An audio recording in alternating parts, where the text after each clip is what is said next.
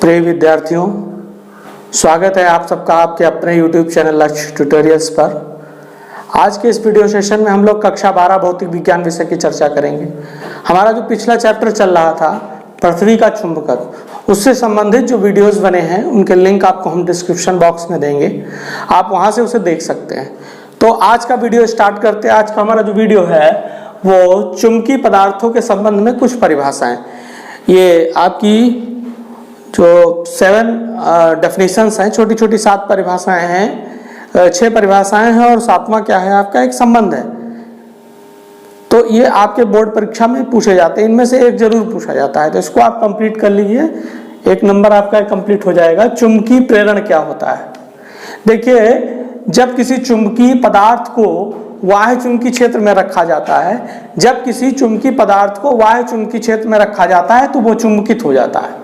वो क्या हो जाता है? चुंबकित हो जाता है। पदार्थ में इस प्रकार उत्पन्न चुंबकत्व की घटना को क्या कहते हैं? चुंबकीय प्रेरण कहते हैं। पदार्थ में इस प्रकार उत्पन्न चुंबकीय क्षेत्र, पदार्थ में इस प्रकार उत्पन्न जो चुंबकीय क्षेत्र होता है या चुंबकत्व की जो घटना होती है उसको हम क्या कहते हैं? चुंबकत्व प्रेरण या चुंबकीय प्रेरण कहते हैं। चुंबकन तीव्रता आई से इसको प्रदर्शित करते हैं। कुछ मिलते जुलते शब्द हैं, इनको जब आप बार बार रिवाइज करेंगे तो कंप्लीट हो जाएंगे।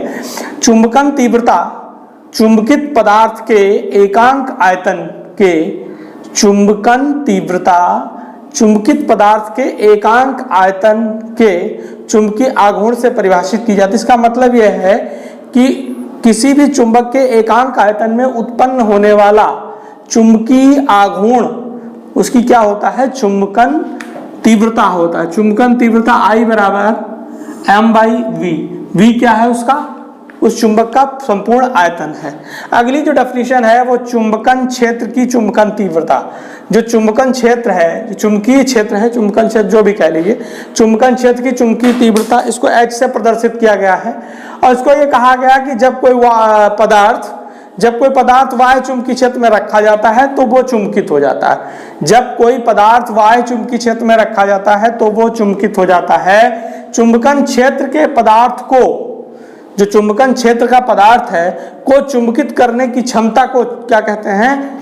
चुंबकीय तीव्रता कहते हैं। क्या कहते हैं? चुंबकीय तीव्रता कहते हैं। इसका रिलेशन है H = v/μ0 - I। माने चुंबकन क्षेत्र के पदार्थ को चुंबकित करने की क्षमता को हम क्या कहते हैं? उसकी चुंबकन या चुंबकीय तीव्रता कहते हैं। क्या कहते हैं? चुंबकीय तीव्रता कहते हैं। चुंबकन तीव्रता अलग है, चुंबकीय तीव्रता क्या है? अलग। अगला जो है आपका चुंबकशीलता। क्या होता है चुंबकशीलता?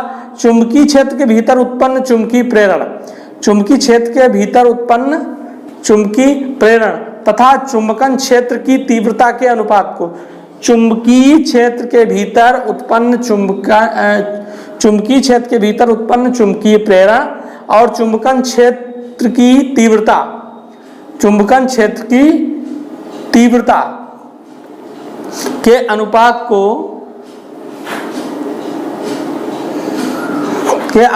को क्या कहते हैं? उस पदार्थ की चुंबकशीलता कहते हैं। चुंबकशीलता म्यू बराबर I/, क्या होती है? H होती है। I/h होती है। आपेक्षिक चुंबकशीलता क्या होती है? पदार्थ की चुंबकशीलता तथा निर्वात की चुंबकशीलता, पदार्थ की चुंबकशीलता तथा निर्वात की चुंबकशीलता के अनुपात को उस पदार्थ की आपेक्षिक चुंबकशीलता म्यूआर कहते हैं। और ये म्यूआर जो होता है, ये म्यूआर बराबर क्या होता है? μ/μ0 होता है। μ/μ0। स्टार्ट करते हैं। किसी पदार्थ के चुंबकन तीव्रता, किसी पदार्थ का में जो उत्पन्न चुंबकन तीव्रता है तथा उसे उत्पन्न करने वाले चुंबकन क्षेत्र की तीव्रता, उसे उत्पन्न करने वाले चुंबकन क्षेत्र की तीव्रता के अनुपात को, के यहाँ पर अनुपात पढ़ा लीजिए, के अनुपात को क्या कहते हैं? चुंबकीय प्रवृत्ति कहते हैं। क्या कहते हैं, चुंबकीय प्रवृत्ति कहते हैं। पदार्थ की चुंबकन तीव्रता चुंबकन क्षेत्र की चुंबकीय तीव्रता के अनुक्रमानुपाती होती है। माने I जो होता है, ये I क्या है, आपकी चुंबकन तीव्रता है, और H क्या है, चुंबकन क्षेत्र की चुंबकीय तीव्रता के अनुक्रमानुपाती होती है। तो I प्रोपोर्शनल टू H होता है, I इज इक्वल्स टू काई M H आ जाता है। यहाँ पर ये जो बना है ये ग्रीक अल्फ़ाबेट है आपका अक्षर काई, इसको हम क्या कहते हैं, काई कहते हैं, और इसको काई एम लिखा गया। काई एम पदार्थ की चुंबकीय प्रवृत्ति कहलाता है। काई एम बराबर H upon I upon H होता है। ये आप कंप्लीट कर लीजिए। ये जो रिलेशन है ये सबसे इम्पॉर्टेंट है और ज़्यादातर एग्जाम में यही पूछा गया है कि आपेक्षिक चुंबकशीलता जिसको हम म्यू कहते हैं और चुंबकीय प्रवृत्ति जिसे हम काई एम कहते हैं, माने म्यू आर तथा काई एम में क्या संबंध होता है उसको डिस्कस करना है आपको, इनमें क्या संबंध होता है। तो चुंबकीय तीव्रता H बराबर आप जानते हैं B अपान म्यू ज़ीरो, अभी आपने पढ़ा B upon mu zero minus I थी। यहाँ पे अगर हम ट्रांसपोज करें तो H plus I is equals to क्या हो जाएगा, B अपान म्यू ज़ीरो हो जाएगा, B अपान म्यू ज़ीरो हो जाएगा। यहाँ से हम इसको ट्रांसफ़र कर लेंगे तो B is equals to H plus I into mu naught. यह इस तरीके से लिख लिया, म्यू नॉट को आगे कर लिया, mu naught H plus I। अब आपको पता है कि B is equals to mu naught H plus I है, I is equals to chi M H हो गया। तो I is equals to chi M plus H की वैल्यू पुट कर दी तो यहाँ से V is equals to mu naught और H इसमें कॉमन हो गया, 1 प्लस काई एम आ गया। तो यहाँ से हम क्या करेंगे,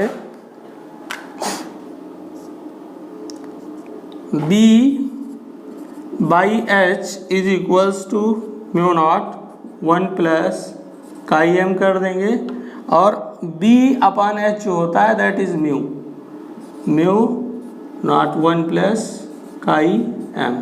तो यहाँ से म्यू अपान म्यू नॉट जो होगा अगर उसको चेंज करेंगे तो इस तरीके से चेंज हो जाएगा। इसको हम म्यू आर कहते हैं, mu R is equals to 1 plus chi M. This is your final relation between the आपेक्षिक चुंबकशीलता जिसे हम क्या कहते हैं, रिलेटिविटी मैग्नेसिस कैपेबिलिटी कहते हैं, और चुंबकीय प्रवृत्ति जिसको हम काई एम कहते हैं।